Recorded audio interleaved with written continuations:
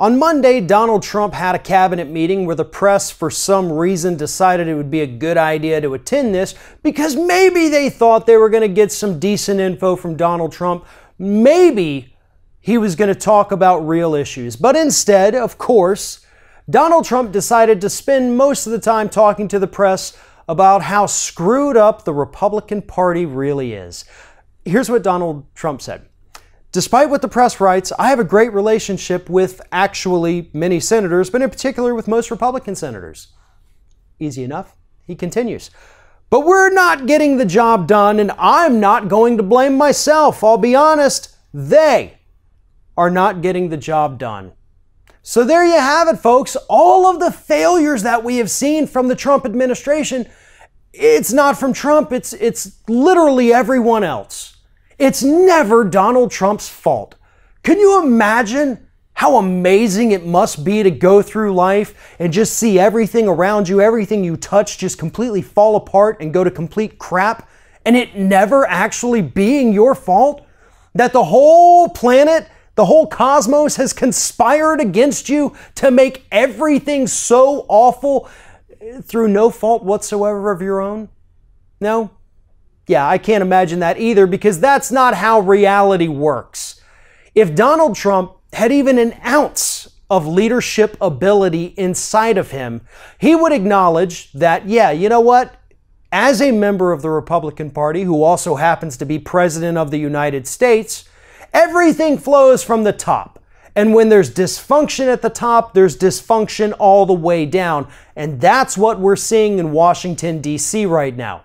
Look, I do not want any of these Republican policies they have been talking about and writing into legislation and voting on to get passed whatsoever. I am 100% against every single thing they have attempted to do this year. But those legislative failures cannot just be hung on the backs of the Republicans in the House and the Senate. Donald Trump, as President of the United States, a member of the Republican Party, he bears the ultimate blame. The same thing happened with Barack Obama. When the Democrats were in charge for those few brief years when they actually controlled the legislative and the executive branches, if something didn't go right, the press didn't say, well, Obama did what he could, but those darn Democrats just keep screwing up. No. Everything was put on his shoulders. Why? Because he was the leader. And that is exactly what happens right now with Donald Trump. And you know what? Obama bore that cross with dignity and grace and a sense of leadership. We don't get this from Donald Trump.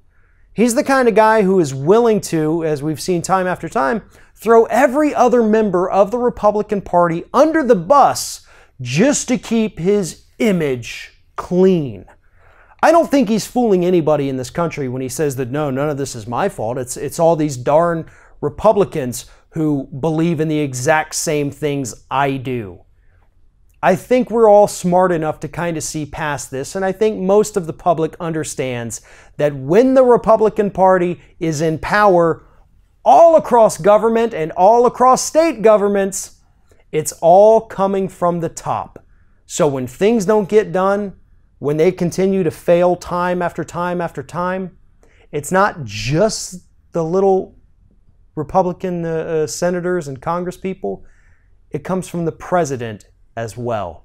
And if Donald Trump was a true leader, he would be the first one to jump out there and take responsibility, say, you know what? We're not getting it done. I've let people down. We're going to get better and we're going to work together to get this done.